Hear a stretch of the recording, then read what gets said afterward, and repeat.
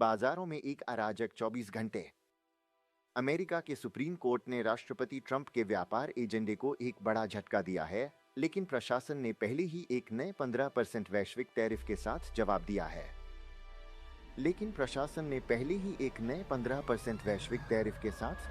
है। भारत में सेंसेक्स अद्भुत सहनशीलता दिखा रहा है, आज 83,000 के आंकड़े को पार कर गया है, भले ही एक विशाल बैंकिंग धोखाधड़ी और बजट के बाद की चिंताओं के बावजूद। इस बीच बिटकॉइन गिर रहा है क्योंकि क्रिप्टो स्पेस में अत्यधिक डर छा गया है। चैनल में आपका स्वागत है।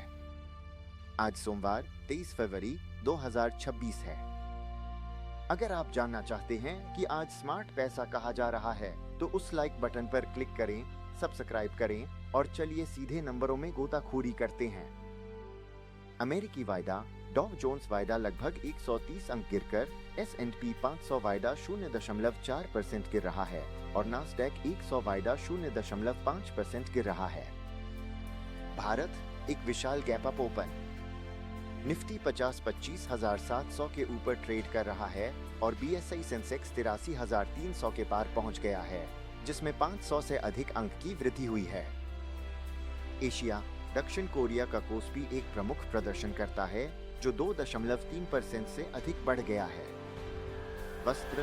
ब्रेंट क्रूड थोड़ा कम होकर $71.28 प्रति बैरल हो गया है। क्रिप्टो। बिटकॉइन को एक तेज झटका लगा है, जो $64,700 $67,600 के दायरे में गिर गया है। आइए हम यह समझते हैं कि इन संख्याओं को क्या प्रेरित कर रहा है।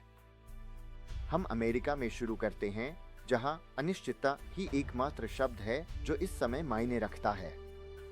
अमेरिका की सुप्रीम कोर्ट ने एक ऐतिहासिक निर्णय सुनाया, जिसमें टैरिफ को असंवैधानिक करार दिया गया। वीकेंड के दौरान ट्रंप प्रशासन ने तुरंत दिशा बदल दी। उन्होंने व्यापार अधिनियम की धारा 122 के आधार पर 15% वैश्विक टैरिफ की घोषणा की। अमेरिका की चौथी तिमाही की GDP वृद्धि 1.4% रही। वॉल स्ट्रीट की सभी नजरें एनवीडिया की आय रिपोर्ट पर टिकी हुई हैं, जो गति को बना या बिगाड़ सकती है।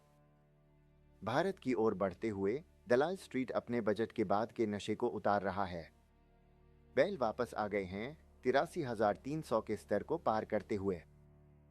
IDFC फर्स्ट बैंक के शेयर चंडीगढ़ की एक शाखा में 590 करोड़ रुपए के धोखाधड़ी के मामले के बाद ध्यान में है। बैंक आपराधिक कार्रवाई कर रहा है। USD INR 90.95 के आसपास मंडरा रहा है। भारत का आयात बिल दबाव में है। कमजोर रुपया का मतलब है कि तेल की लागत ऊंची बनी हुई है। प्रधानमंत्री नरेंद्र मोदी ने ग्लोबल AI समिट में कोई कसर नहीं छोड़ी। उन्होंने विपक्ष पर एक गर्वित वैश्विक कार्यक्रम को गंदे राजनीति में बदलने का आरोप लगाया। आखिरकार चलिए वैश्विक मैक्रोज पर ध्यान केंद्रित करते हैं। अमेरिका ने फारस की खाड़ी में अपनी सैन्य उपस्थिति को काफी बढ़ा दिया है। हालात तनावपूर्ण हो रहे हैं। बिटकॉइन ने कुछ घंटों में 5% से अधिक की तेजी से गिरावट दर्ज की। उद्घाटन के बाद से कुल क्रिप्टो मार्केट कैप में $1.3 ट्रिलियन की कमी आई है।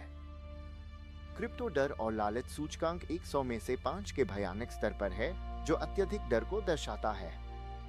अल्पकालिक वेल के पास $26 अरब की हानि है। इस सप्ताह की कुंजी जिनेवा वार्ता और एनवीडिया की कमाई होगी। बाहर सुरक्षित रहे। अस्वीकृति सामग्री शैक्षिक उद्देश्यों के लिए है, वित्तीय सलाह नहीं।